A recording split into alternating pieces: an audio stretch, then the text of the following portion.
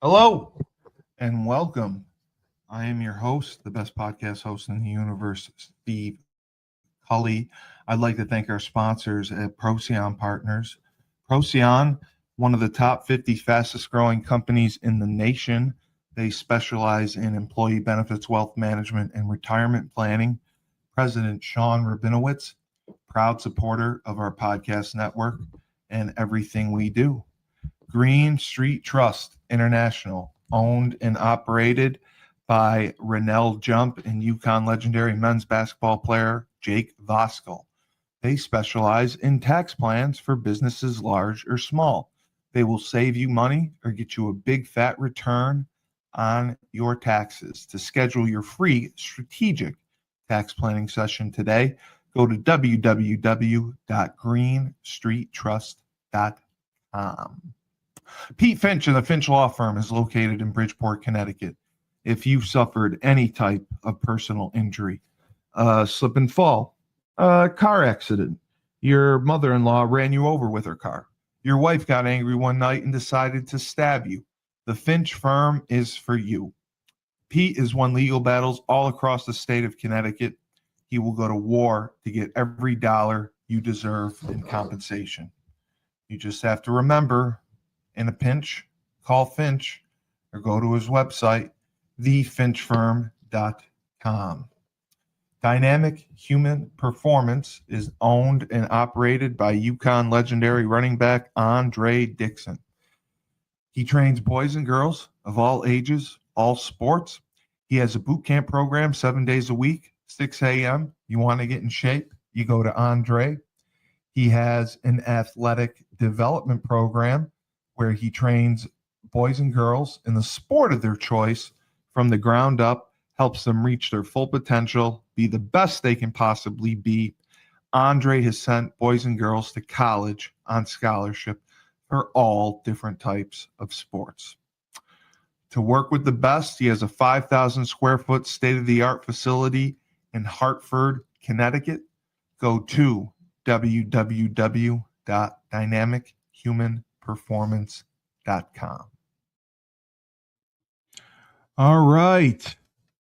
Steve Cully, Moneyline, doing it a little late. I had nobody to play with, to co-host with me, so I am doing it alone, and I'm trying to get it done before the championship games begin.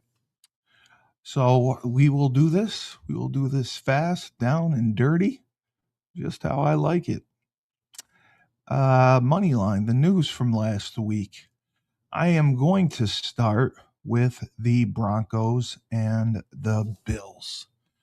I am not a Buffalo fan, even though I live close to Buffalo. I'm a Giants fan, but even I was disgusted with how Buffalo lost. I thought the officiating was atrocious. I thought that some of the decision making was poor. The catch, Brandon Cooks and the Denver defensive back were wrestling over the ball that was ruled an interception, was atrocious. That would have won him the game, and it cost Sean McDermott his job, which I did not think was necessary. The press conference that followed with owner Terry Pagula saying that the coaching staff decided to draft Keon Coleman, wide receiver. That's interesting. Beam was right there, and coaching staffs usually don't have power at all. They have some power, but the general manager, the buck usually stops with him. So it was a frustrating game, and I feel for Josh Allen, man. I feel for him. He fought back, and he fought back. I mean, they were down 20-10 at the half. And, they fired back up in the fourth quarter and came back and ended up losing in overtime.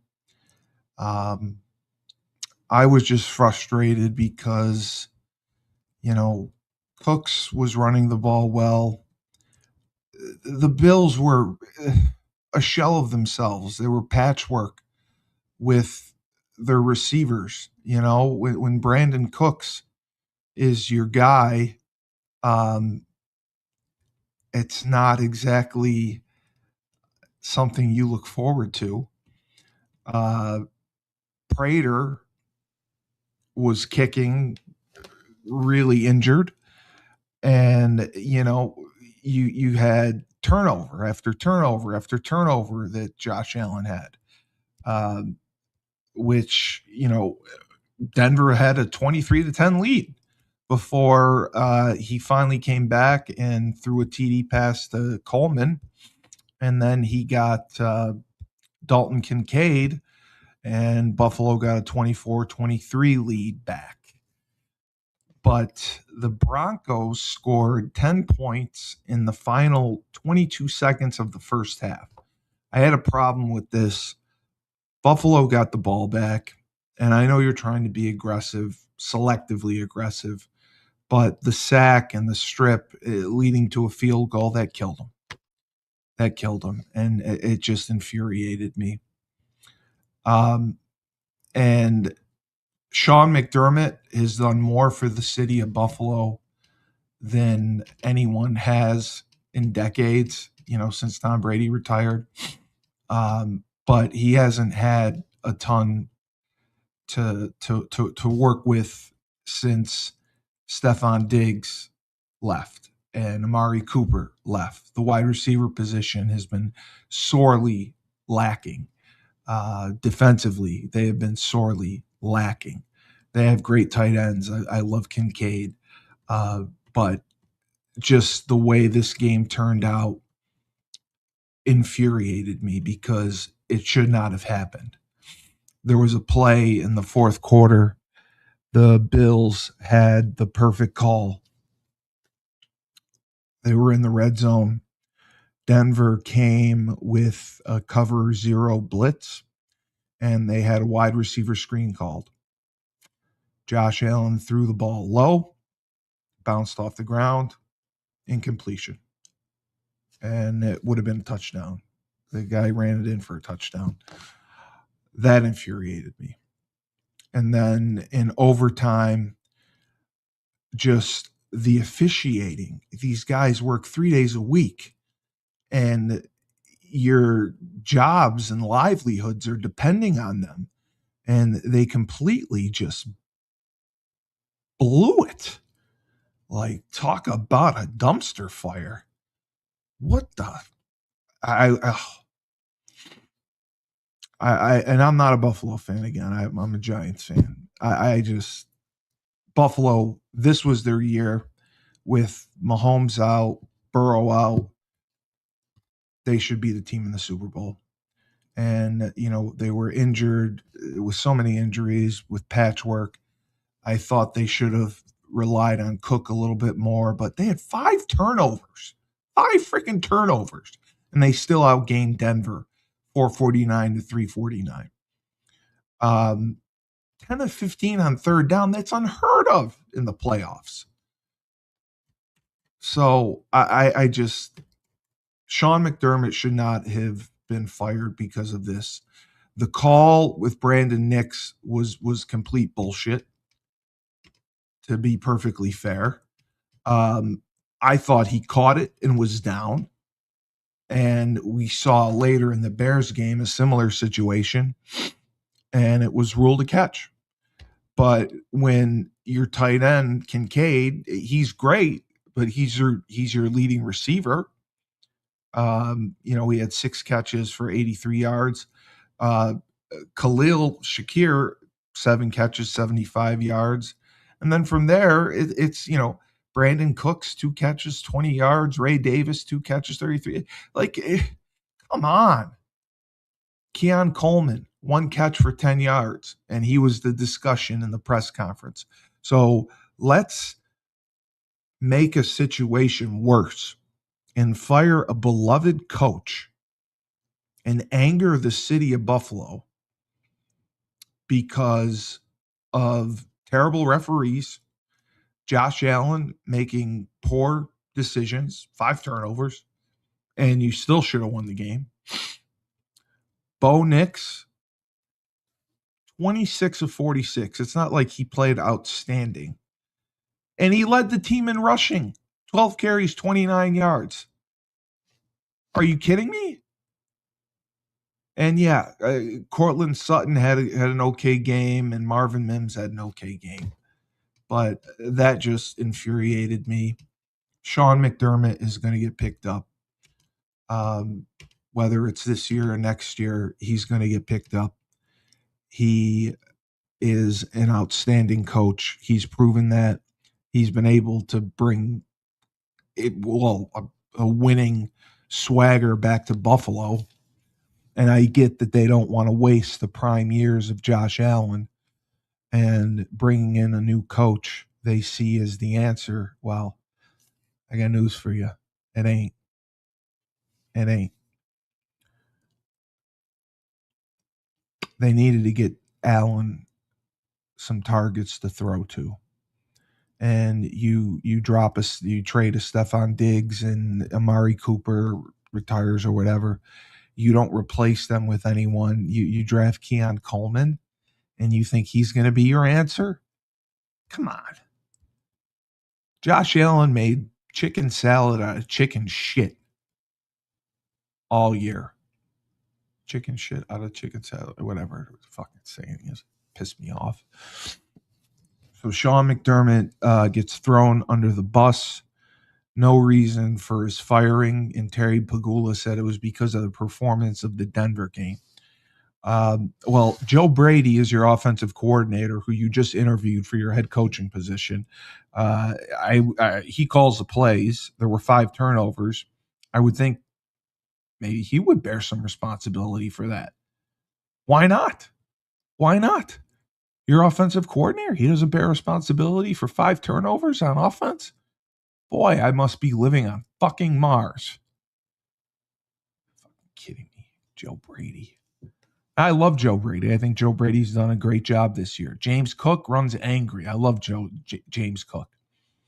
Buffalo, they just beat up Josh Allen a lot all year. You know, whether they're running him on designed runs, the tush pushes, whatever. And he refuses to slide. There were a couple ball spots that I thought were awful. It was just a lousy game. The Broncos didn't deserve the win, and they're going to get smoked by the Patriots in about 30 minutes. So there's that. And Sean McDermott, I applaud you. You coached with honor. You restored promise back to Buffalo, and you restored a winning culture back to Buffalo. And I know they were starting a petition to try to get you reinstated. I really hope they do, because you should be reinstated. I do want to mention John Harbaugh being hired by the Giants. Finally, the first good move they've made in a long time. I think he is the perfect fit. He's exactly what they need. And he is going to have a variety of weapons. Neighbors is going to be back. He's going to be healthy. Cam is going to be back at running back. He's going to be healthy. Jackson Dart, we're going to teach him to slide. He's going to be a dominant force.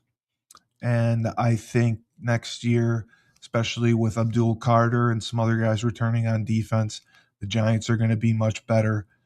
They made a smart play being aggressive going after John Harbaugh. I'm glad they did. It was the right decision, and it's going to pay off. We also had the Texans of Houston getting decimated by the Patriots of New England. Mike Vrabel, man, I said he's coach of the year. I was argued on that.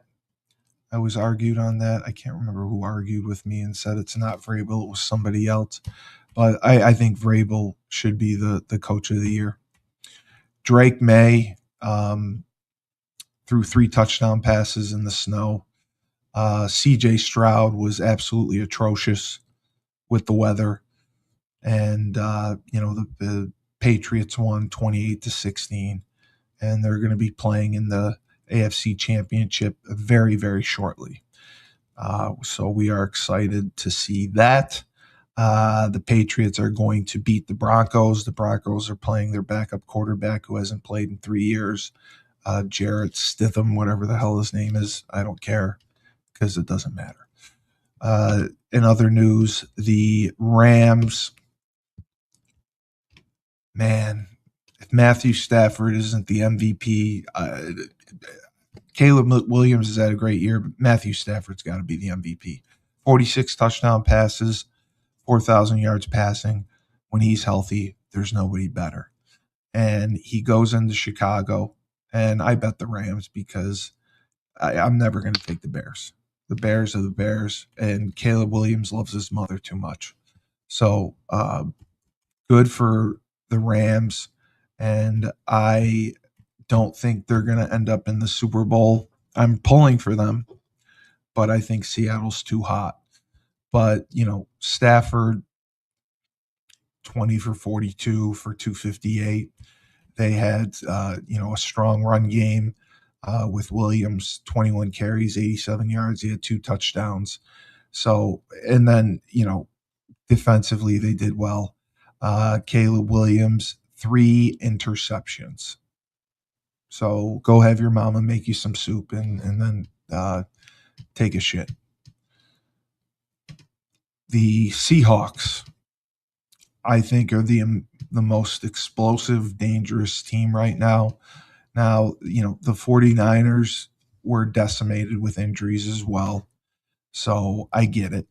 But they took a 17-0 lead in the first quarter. That set the tone. That completely set the tone. That took the 49ers out of any game plan they had.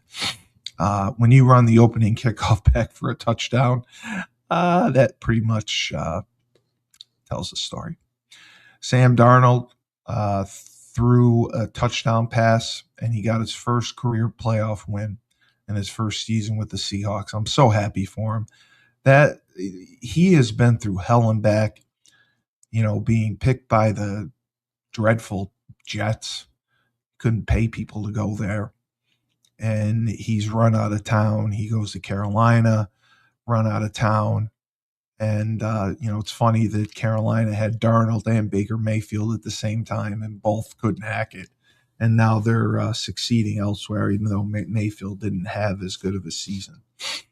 But Darnold has just been impressive this year. Now, I know he's thrown a lot of interceptions. 25 touchdowns to 14 interceptions, 4,000 yards passing. I just think they're too hot. I think they're too hot. But Matthew Stafford, they keep him upright. They keep the running game going. They play well defensively. They can beat the Seahawks. And I'm pulling for the Rams. I am pulling for the Rams. But I do believe Seattle is going to win. I do believe it's going to be Seattle and New England in the playoffs. In the Super Bowl, in the Super Bowl. If it's the Rams and the New England, great. There's no way the Broncos are winning. If the Broncos are winning, I will do every show next week shirtless. Or naked, one or the other. So the other news, obviously, Indiana, God bless them. Indiana wins the national championship. People thought the U was back, and they were. And I said that, for them to make the national championship game for the first time since 2002, the U's back. But, Fernando Mendoza, it's just an incredible story, an incredible year.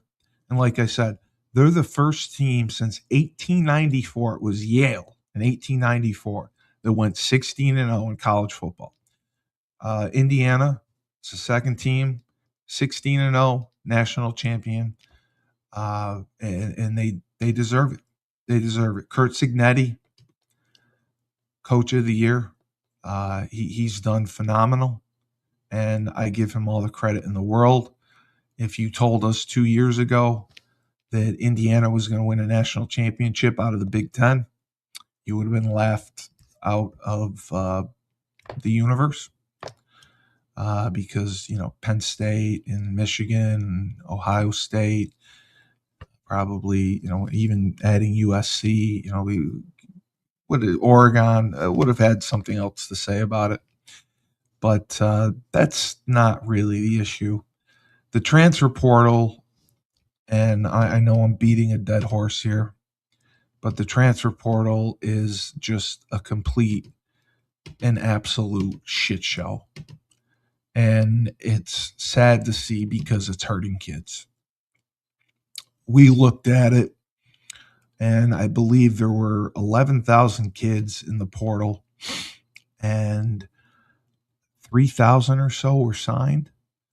So there were 6, 7, 8,000 kids without a home, and they got to hope injuries happen. They got to hope for miracles for them to get deals, to get money, to get scholarships. And it's just the NCAA has done such a horseshit job with monitoring this, because there's clearly third-party tampering, and there's clearly tampering that's not third-party. We saw Dabo Swinny. He annihilated Pete Golding, the new head coach at Ole Miss, for blatant tampering. And, he said the current landscape of college football encourages these actions and offered chances he believes are needed to provide guardrails for the current system during a more than an hour-long news conference Friday. Dabo said Golding, he made direct and repeated overtures to lure Luke Farrelly, a linebacker who transferred from Cal, into the transfer portal. Now, he transferred from Cal to Clemson, signed a contract, already in classes, transferring with the team. They're still contacting him. And I think that is egregious, and Dabo called it extortion. And it is, because then they start going back with the agent. The agent's like, well, if you guarantee his second year at $1 million, well, maybe we can talk. It doesn't work like that. And a lot of teams don't do 2-year guarantees. They're starting to, but not a lot of them do. So there's a broken system. And if there's no consequences for tampering, then we have no rules and we have no governance, is what Sweeney said. And I told a friend of mine, Mike Burton, who I love dearly, who supports UConn very much. I said, Mike, what would happen? Like, I want you, after like the third game next year, if you're working with a kid, just stop paying them. Say, you know what? I changed my mind. I'm not going to pay you. Because apparently the contracts these kids sign aren't worth the paper that they're printed on.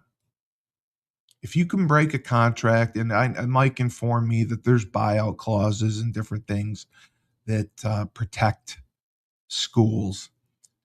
It's not working. This kid was let out of his contract. He's going to Ole Miss. The Menza kid, the quarterback at Duke, he, after agreeing to a deal, compensation package, an NIL deal in December, at the 11th hour announces he's going to enter the portal. Duke winds up suing him, and they're both suing each other. So it's not college football anymore. It makes me despise college football. Like it just the greed that goes with it. And I know it's easy to say when you're talking about money, and money makes the world go round. Money makes everything different. I get that. But come on, this is outrageous. Menza is being sued for breach of contract after he said he was going to stay with the Blue Devils. Ferrelli, the linebacker, he was one of the country's top freshman defenders at Cal, entered the portal in January. And Dabo, in his hour-long press conference, detailed the 2-week process that followed, in which Ferrelli visited Ole Miss and Clemson, agreed to the revenue-sharing contract with the Tigers, rented an apartment, purchased a car, enrolled in classes, and had begun off-season workouts. And then on January 14th, more than a week after Ferrelli had begun his classes at Clemson, the agent contacted Clemson's general manager, Jordan Sorrells, to alert him Ole Miss was going hard after Ferrelli. At Sweeney's request, Sorrells reached out to Ole Miss general manager Austin Thomas and requested that the school cease further communication with Ferrelli.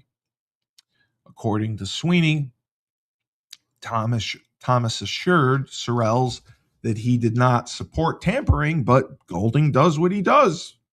Yeah, I do what I do. I take a shit and I throw it against the wall. That's what I do. Sweeney then detailed a series of alleged communications from Golding to Ferrelli that started during an 8 a.m. class. A text message. I know you're signed, but what's the buyout? That was followed by a photo of $1 million contract offer. Then he gets phone calls from Ole Miss former quarterback Trinidad Chambliss, who's going to be in the draft. And then Jackson Dart, who's with the Giants, attempting to lure Ferrelli back into the portal. Ferrelli numerous times tells Clemson he has no interest in leaving. But his agent, Ryan Williams, declined to offer copies of those text messages showing the communication unless Dabo said that the Tigers add a second year to Ferrelli's contract that included a $1 million extension. Clemson nicely declined that offer. So Sweeney and athletic director Graham Neff then detailed a roller coaster 4 hours, January 15th, that began with Ferrelli on campus assuring coaches that he was staying put. And then he ended up in the compliance office by late afternoon, requesting to be entered into the portal with plans to go to Ole Miss. Clemson submitted a complaint to the NCAA alleging blatant, straightforward tampering. And Neff, the athletic director, said the school will consider additional legal action if no resolution follows. There is going to be no resolution that follows. They're allowing him to transfer. I don't know what the buyout was or who pays it or whatever. And Sweeney said, I'm not trying to get anybody fired, but when is enough enough? And I agree with him. This is ridiculous. ESPN had an article out, I think 2 weeks ago, of frequent flyers, meaning frequent flyers of transfers. There's guys that have transferred 6 times. You know, they'll transfer in the winter twice. Then they'll transfer in the spring. Then they'll transfer in the spring again. It's like, when your roster turnover in college football is more than the roster turnover in the NFL, something is fucking wrong. It's broken. Wake up. Realize this. And the money is outrageous. It's an arms race year after year after year. Donors are going to get bored. You're going to have to go to donors every year and ask for millions of dollars. Oh, we got to keep this guy, this guy, this guy. We need $20 million. The school has to pay $20 million. That comes from raising tuition or books or whatever. Unbelievable. And Golding, he's been the head coach at Ole Miss for less than 2 months after Kiffin goes to LSU. Golding learned from the best. And Golding had to deal with numerous schools attempting to lure Ole Miss players after Kiffin's departure. So you would think he would have some mild sympathy. They try to take my players. I'm not going to try to take someone else's. And I believe this is the first time legitimate tampering allegations were filed against the school. So NCAA officials were surprised by Clemson's transparency in its complaint, telling him told Swinny that numerous schools had expressed frustration or made less clear-cut accusations of tampering, but had rarely been willing to file an official grievance. Whether the NCAA can and will enforce punishment should it find Ole Miss tampered with Forelli is unclear. Tampering is against NCAA rules. It's widely considered a rampant issue that often entails communications between third parties. That's all you have to do. You have your friend's brother or your friend talk to someone at someone else's school. But as Dabo said, it's not about a linebacker at Clemson. He doesn't want anyone who doesn't want to be there. But it's about the next kid and the next kid and the message that is being sent with just blatant tampering being allowed to happen without consequences. This isn't about our program. It's about college football. And I agree. It's sad, the state of college football. They made a huge miscalculation by moving the transfer portal to January and only limiting it to 15 days. I thought that was error number one. So out of the 10,000 kids or 11,000 kids that transferred, 3,000 got signed. That means 7,000 don't have a home. That's disturbing. We are going to take a quick break right now from a couple of our sponsors. Down south, we have the Trench Mob, run by Julius Williams in Decatur, Georgia. He trains offensive and defensive linemen. They compete in 5v5 tournaments and college showcase camps across the country. Julius has sent kids to schools like Florida, Florida State, Miami, Tennessee, Clemson, Georgia, Alabama, just to name a few. We have the Trench Mob podcast every Wednesday night at 8:30 p.m. If you want your kid to go to college and play Division I football and be trained by the best, you go to the Trench Mob. To contact them, go to www.battleofthetrenches.com. Ned Von Young owns Fresh Fold Laundry Company down in Chapel Hill, North Carolina. It's a high-end laundry service. They wash, dry, and fold your clothes for you. They have a pickup and drop-off delivery service, so you can have your laundry done in the comfort of your own home without ever leaving. You put your laundry in a clear plastic bag, put it out, they pick it up, everything is done, wash, dried, and fold, and it is dropped off to you within 48 hours. They offer an expedited service as well.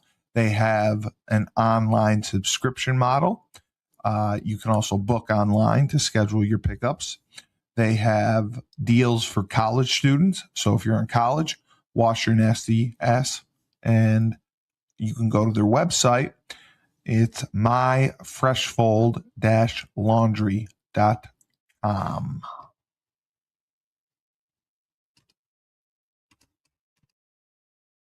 Yeah, so I'm infuriated. I have no tolerance anymore for this transfer portal. Just make them employees, collective. Have a CBA, do whatever you have to do, because this is not college football. We're seeing 40, 50, 60, 70 transfers a year, more roster turnover than an NFL team. How can people be okay with that? How can people support that? Because you won a national championship? Kurt Signetti, he did things the right way. He took chances on kids. He didn't have the money that some of the other schools had. He brought in good players. He coached hard. And I give him credit for that. The U had money. The U had a ton of transfers. Carson Beck being one of them, one of the highest paid quarterbacks in college football. Carson Beck was a complete dud at the U. They expected a lot more out of him when they paid him what they did.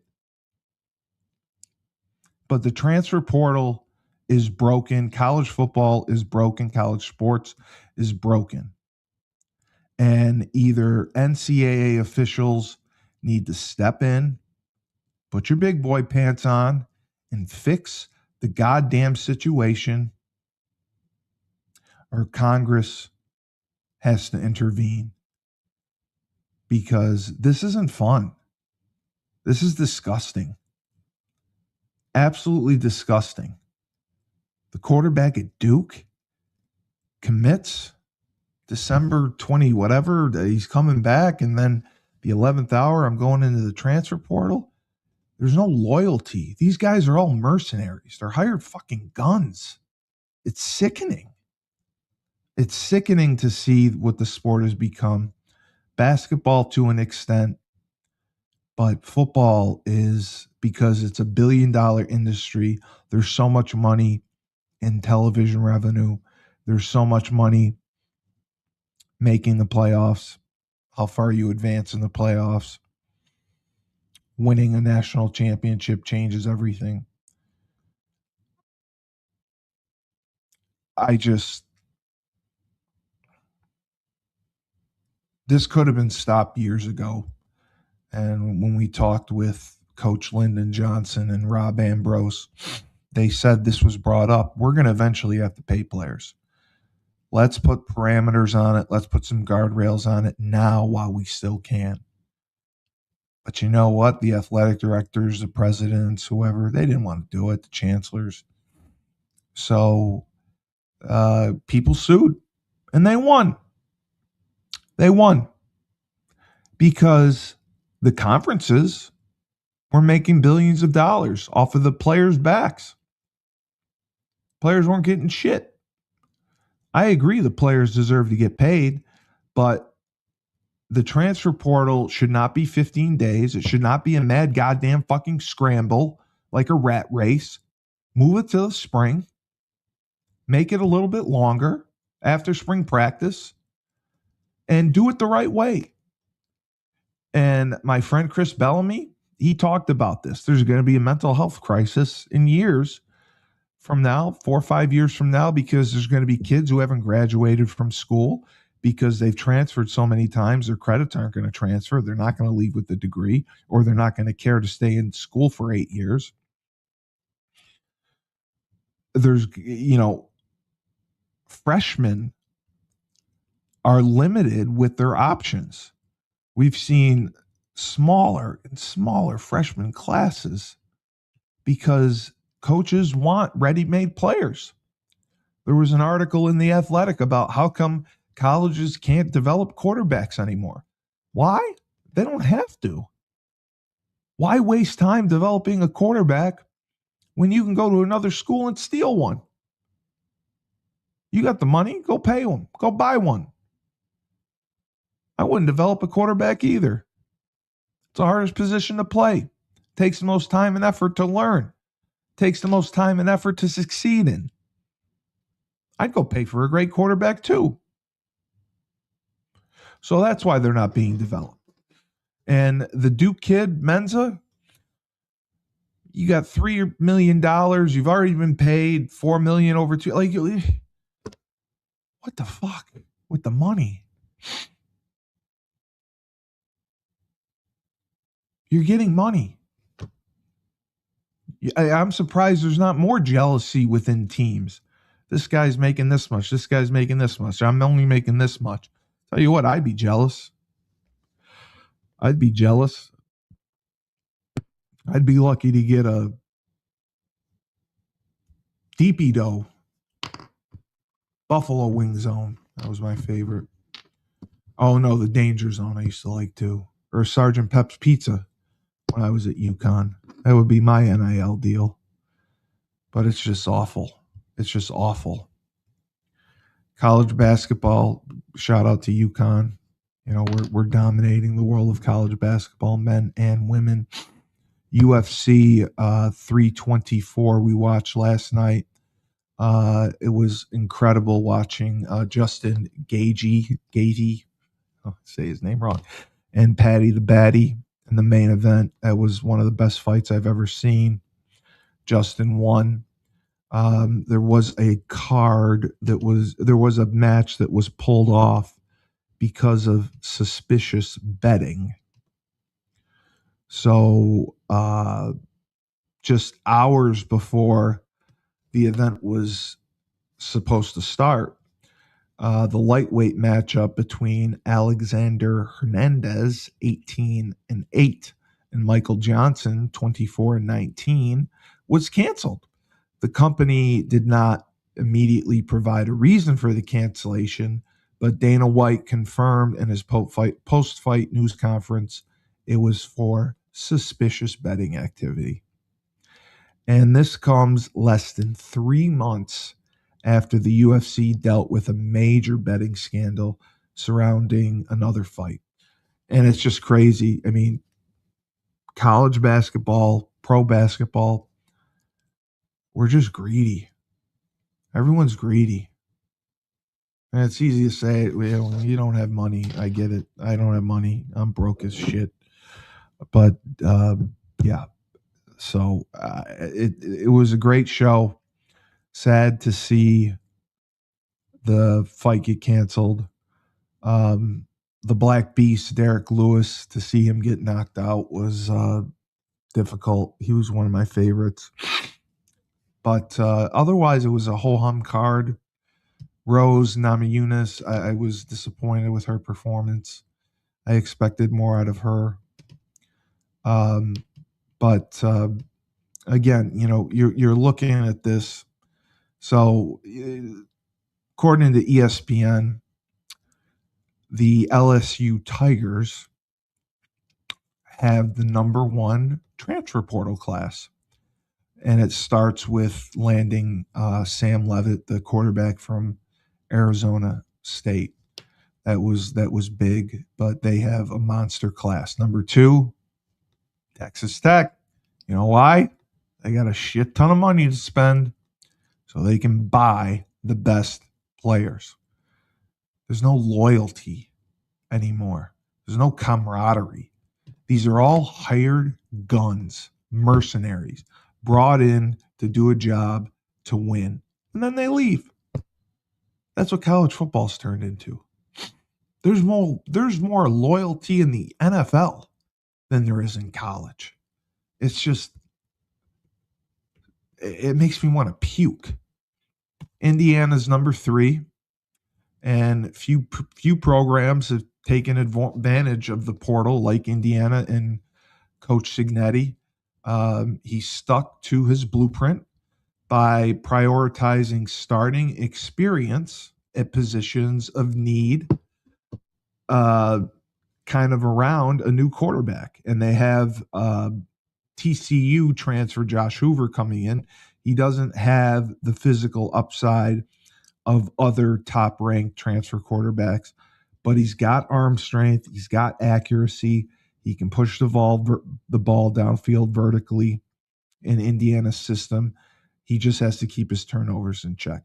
He's got a ready-made number 1 wide receiver in Nick Marsh, who is a Michigan State transfer, and he is the highest-ranked portal edition because he is 6'3", and he's got big play ability.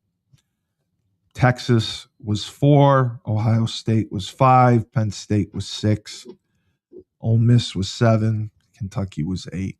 Oh, that's shocking. Kentucky was 8, Michigan was 9, Texas A&M was 10. So there you have it. The WNBA, I know everyone wants to know, is still at a stalemate. They are not close to solving their CBA issues. But we'll see what happens. Tomorrow we have a special Rebel Republic. We have a special Rebel Republic coming, and there'll be a post about it, which I can't wait to share. And I'm going to go watch the games, and we'll get back and we'll talk more. But this has been Moneyline. My last sponsor, my good man James. Finally, we have James Whitfield of Luther James Insurance. For the last 3 years, James has dedicated himself to the art of financial services. He specializes in life insurance and insurance policies. He will save you money, make you a boatload of money, and do so tax-free. He also specializes in retirement planning because we know the stress that goes into thinking about retirement. How much am I going to need? For how long? Do we have enough? Because fear of the unknown is real. To contact James, go to www.lutherjamesinsurance.com. All right, well, everybody enjoy the NFC and AFC championship games. We'll see who winds up in the Super Bowl. I am supposed to be on with Sean Mulcahy, my man, a little bit later after the games tonight to talk about everything that's going on. Also, I would say hello to Grayson Gordon, who was on the Trench Mob podcast a couple weeks ago. One of the best tight ends I've seen for a 14-year-old. Just a ferocious blocker. Receiving ability that you don't see for a kid his age. I coach college tight ends who couldn't recognize coverages, who couldn't settle in the openings, who couldn't catch the ball and spin and turn the right way to avoid defenders. Grayson is going to be a special talent. Proud that he has been offered by Central State University. It's a Division II school in Ohio. And Florida International University, his first Division I offer. For a freshman to get a Division I FBS offer, that's amazing. That's amazing. And that shows the quality of talent this kid is. He is going to be big time. He is going to be special. And God damn it, I want him to come to UConn. And his father, Shay, has been incredible with me. We're hoping to talk more and work together and do everything we can to help each other out. Tomorrow for Rebel Republic, Jimmy Fallon, we're going to try to have on 3:30 p.m. There will be a post with a link. Look for it. And I'm Steve Cully. I'm pissed the fuck off. And when life gives you lemons, don't make lemonade. Take 2 oranges, throw them back at life. Remember, though, I'm Steve Cully, and I'm running for Congress.